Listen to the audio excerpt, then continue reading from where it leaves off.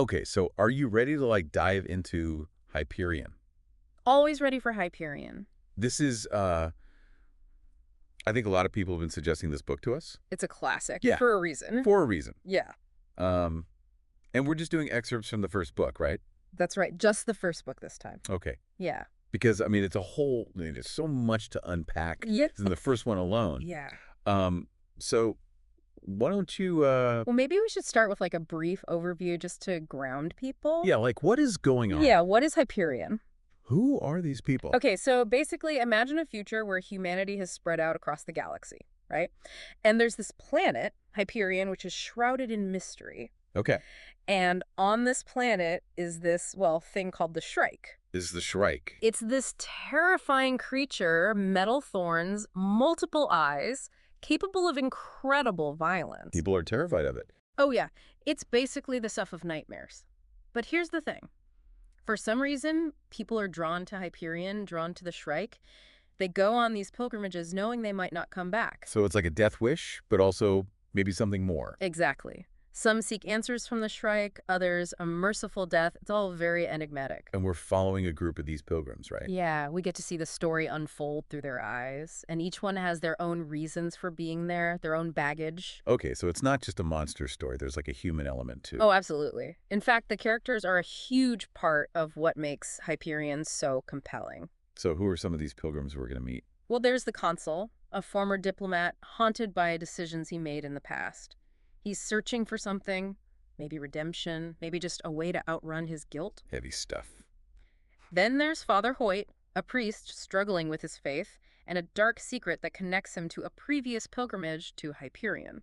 Okay, so we've got some serious moral dilemmas already. Yeah. What else? Oh, and we can't forget Saul Weintraub. He's desperately trying to save his daughter Rachel. What's wrong with her? She's caught in some kind of temporal anomaly, aging in reverse, after visiting these things called the time tombs. Time tombs. What are those? Oh, those are a whole other mystery.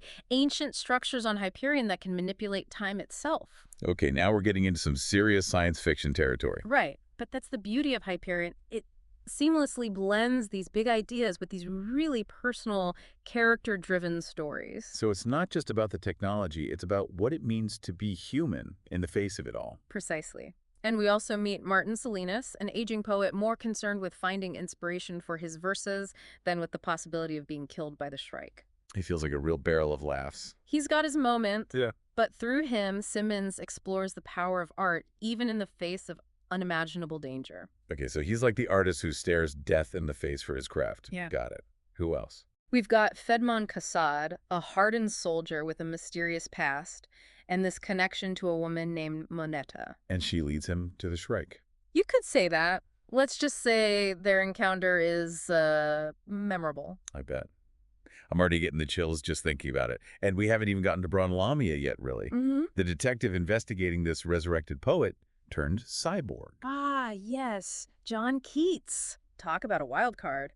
His existence as a cyborg really makes you question what it means to be human, to have a soul, in a world where technology can literally bring you back from the dead. So we've got this creature of myth and metal, a group of pilgrims with their own secrets and motivations, and a planet that holds the key to understanding time itself. All colliding in this epic story that explores faith, art, war, and the very essence of what it means to be human. And to think, we're just scratching the surface here. We are, and trust me, Hyperion only gets wilder from here on out. Well, then let's dive a little deeper, shall we? By all means.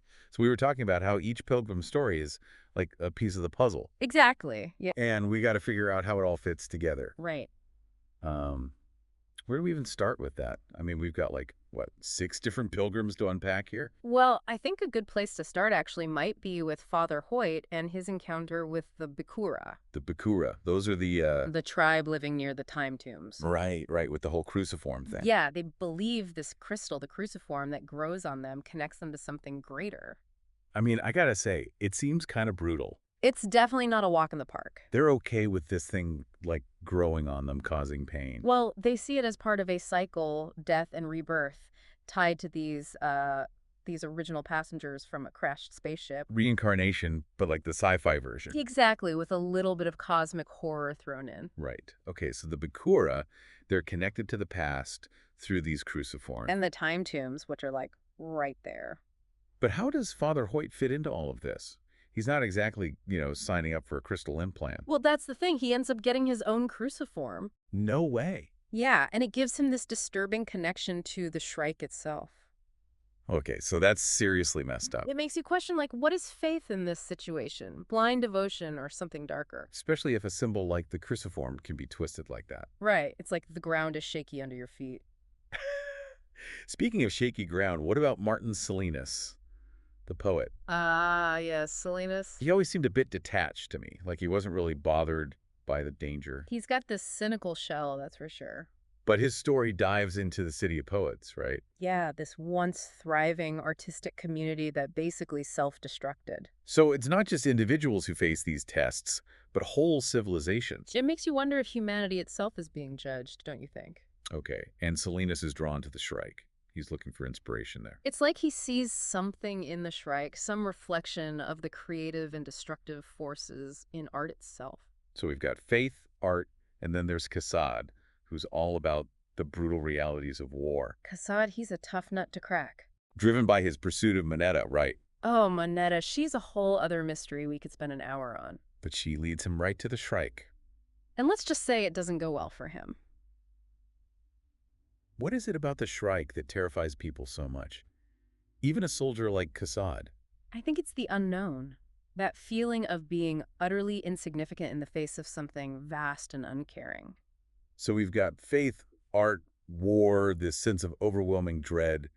Where does Braun Lamia and her cyborg poet fit into all of this? Well, Lamia's investigation into John Keats, it takes us deep into technocore territory. The guys who resurrected Keats in the first place. Exactly. They're searching for this, well, this ultimate intelligence, which could be incredibly good or incredibly bad. No pressure, right. And both the technocore and the Church of the Shrike are interested in Keats. This is what I'm talking about. All these threads, all these connections. It's like a giant web. And just when you think you're starting to see the pattern, Simmons throws in another curveball. Wait, what do you mean? There's more. Oh yeah, we haven't even gotten to the hegemony's role in all of this. Hegemony, you mean like the government? I thought they were just trying to keep things together. You'd think so, wouldn't you? But it turns out they're not so innocent. What are you saying? They released the Shrike from the time tombs. Wait, what?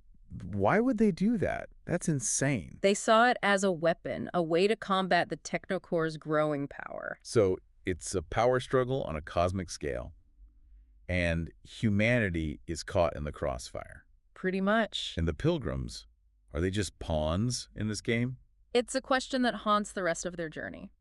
Man, talk about a messed up situation. That's Hyperion for you. Okay, so the pilgrims are heading towards some seriously bad news, it sounds like. They are. They're approaching the Valley of the Time Tombs. And the Shrike's waiting for them, right? It's a confrontation they've been marching towards this whole time. I mean, how do you even prepare for that? Knowing what that thing is capable of. I think that's the point, isn't it? Facing the unknown, the incomprehensible. Yeah, and each of these pilgrims, they react in their own way, right, based on everything they've gone through. Exactly. The consul, burdened by guilt and the hegemony's manipulations, he seems almost resigned. Accepting his fate, kinda. While Cassad, ever the soldier, he faces the Shrike head on. Which, knowing Cassad, probably isn't the smartest move. Maybe not, but it's who he is. And then there's Saul Weintraub. Still desperately clinging to hope for his daughter. Rachel, who's, still aging backwards. His story, it's just heartbreaking. So what happens? When they finally reach the Shrike, it's gotta be a tense moment. It's the climax of everything, all these different threads converging. Does Simmons deliver? I mean, does the ending live up to the hype? It's powerful, that's for sure. But does it give us answers? Or does it leave us with more questions? Well, Weintraub, he makes a choice. What kind of choice? He offers Rachel to the Shrike. Wait, seriously? It's an act of desperation, of love, but also maybe a kind of understanding. Understanding of what? What does that even mean? That's the thing about Hyperion. It doesn't spell everything out for you. So what happens? Does the Shrike accept? It does. And then, Rachel and the Shrike, they disappear into one of the time tombs. leaving everyone else behind. And us, the readers, left wondering what it all means. So after all that, we don't get a neat little bow tying everything up. That's the beauty of it, right? Simmons trusts us to grapple with the mystery. I guess so. It makes you think, doesn't it? About faith, about humanity's place in the universe. It's definitely a book that stays with you. And isn't that the mark of a truly great story? that it makes you ask questions, not just consume answers. That's one way to put it. Well, I think we've given our listeners a lot to chew on today. A lot to think about for sure. Until next time, this has been our deep dive into the world of Hyperion. May your journey be filled with wonder and a healthy dose of existential dread. Hey, you said it, not me. Just keeping it real. Okay, folks, until next time.